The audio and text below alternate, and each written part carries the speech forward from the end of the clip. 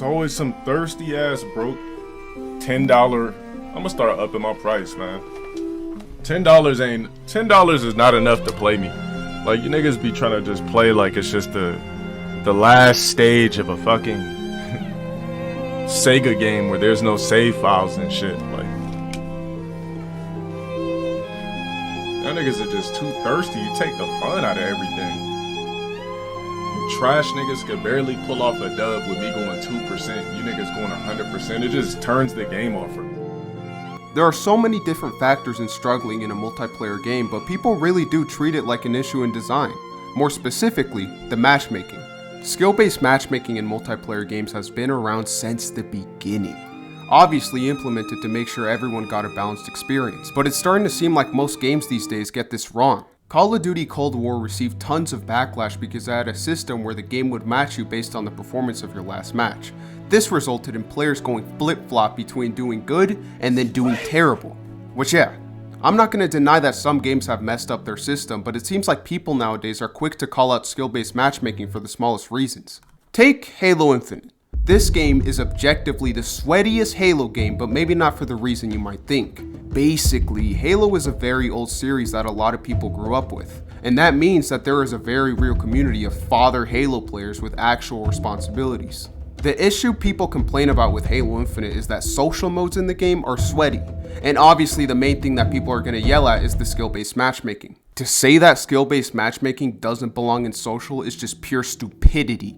Halo 5 is not only my most played, but also one of my first FPS games. 90% of my FPS skill came from growing in Halo 5.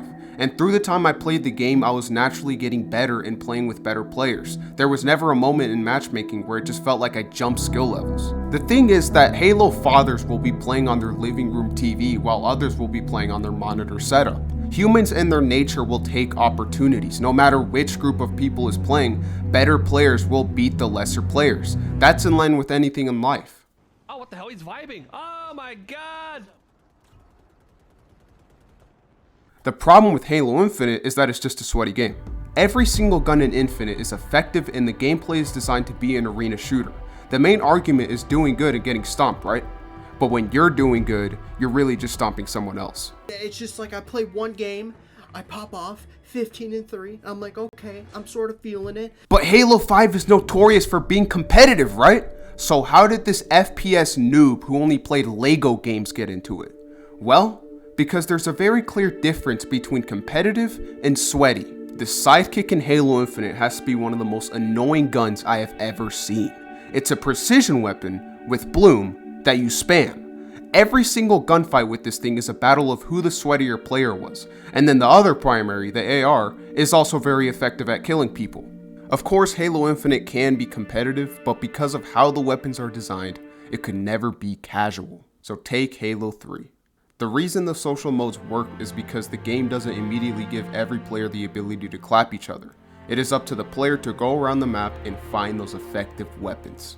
Ultimately, guys, what I would say to my Halo fathers is that you're playing the wrong game. I knew it, bro. Y'all are so pussy. You're so pussy.